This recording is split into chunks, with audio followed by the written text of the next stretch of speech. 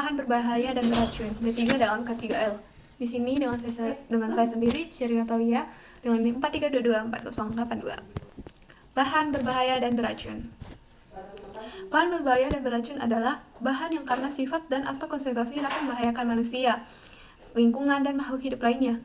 Nah, ada juga limbah B3 adalah sisa suatu usaha atau kegiatan yang mengandung bahan berbahaya, beracun. Contohnya itu seperti asam sulfat, klorin, merkurin, pelarut organik. Nah, ada juga klasifikasi B3. Di sini ada beberapa, yaitu mudah meledak, eksplosif, pengoksidasi atau oxidizing, sangat mudah menyala, atau highly flammable, amat sangat beracun, extremely toxic. Nah, adapun klasifikasi B3, Perundangan Nomor 74 Tahun 2001 dalam ayatnya 1, yaitu B3 yang dapat dipergunakan, B3 yang dilarang dipergunakan, dan B3 yang terbatas untuk dipergunakan.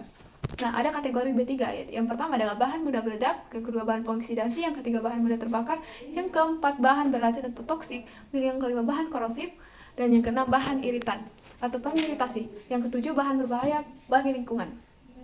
Nah, ada beberapa simbol B3 internasional, yaitu racun akut seperti ini, gambar tengkorak, 2 mudah terbakar seperti ini, lalu bahan biologi seperti ini, lalu radiasi dan iritasi seperti gambar berikut. Nah, di sini siapa sih yang menggunakan MSDS dan penyimpanan MSDS?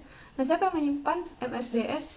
Yaitu prosedur yang mempunyai tugas pada prosedur bahan, yang kedua pihak pengangkut bahan, penyimpan dan pemasok bahan, pengguna bahan atau industri, baik itu laboratorium, institusi akademik, pengolah bahan buangan. Nah, di sini ada juga penyimpanan, skala penyimpanan MSDS yang harus dipahami. Yang pertama harus dipahami dan dimengerti oleh pekerjanya. Pekerja harus mendapatkan pelatihan bagaimana mendapatkan pelatihan menggunakan, membaca, memahami, dan menerapkan MSDS tersebut. Lalu MSDS harus digunakan yang selalu terbaru, yang terupdate. Jangan menyimpan MSDS di dalam kemasan bahan kimia yang dikirim. Semua dokumentasi MSDS harus didokumentasikan dengan baik. Nah, ada karakteristik limbah B3 dan kategori dan risikonya. Yang pertama, yaitu karakteristik limbah. Yang pertama, limbah mudah meledak, yang kedua mudah menyala, yang ketiga reaktif, yang keempat infeksius, yang kelima adalah korosif, yang keenam ada beracun. Nah, di sini ada limbah B3 kategori kesehatan manusia akut.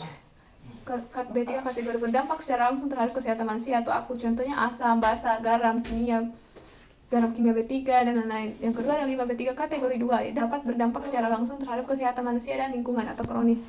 Nah, di sini ada beberapa contoh limbah. Satunya itu limbah infeksius, ada dengan kode A337, dihasilkan dari kegiatan medis yang dilaksanakan pada fasilitas pelayanan kesehatan seperti RS, puskesmas, klinik, dan lain-lain. Yang kedua ada B351. 4, beracun, dihasilkan dari pengolahan air limbah atau IPAL, pipa-pipa.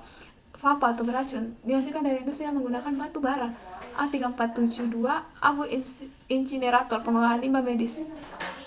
Nah, ada juga beberapa istilah B3, yaitu B3 sebagai penghasil limbah, yang mana setiap orang yang karena usahanya atau kegiatannya menghasilkan limbah B3. Ada juga yang namanya pengolahan limbah B3, kegiatan yang meliputi pengurangan, penyimpanan, pengumpulan, pengangkutan, pemanfaatan, pengolahan, dan penimbunan. Lalu ada transporter atau pengangkut, pihak yang memiliki izin khusus untuk pengangkutan limbah B3 yang dikeluarkan oleh pemerintah. Lalu di sini ada syarat pengemasan limbah B3, yaitu harus terbuat dari bahan yang dapat mengemas limbah B3 sesuai dengan karakteristik limbah B3 yang akan disimpan. Lalu mampu mengukur limbah B3 untuk tetap berada dalam kemasan. Yang ketiga, memiliki penutup yang kuat untuk mencegah tumpahan saat dilakukan penyimpanan. Ada juga berada dalam kondisi yang baik, tidak bocor, tidak berkarat, ataupun tidak rusak. Nah, adapun waktu penyimpanan dan tempat penyimpanan yang harus diikuti pada penyimpanan limbah B3. Yang pertama adalah waktu penyimpanan 90 hari, 180 hari, 365 hari, dan beberapa kategori dalamnya.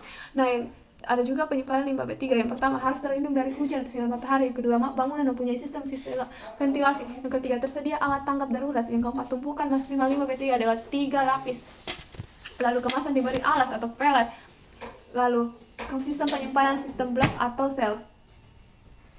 Lalu adapun jenis limbah non B3 itu N101 slag besi, N102 slag nikel, N103 meskel, WEAF, dan sampai seterusnya seperti fly ash, bottom ash, pan packaging, air, pasir foundry.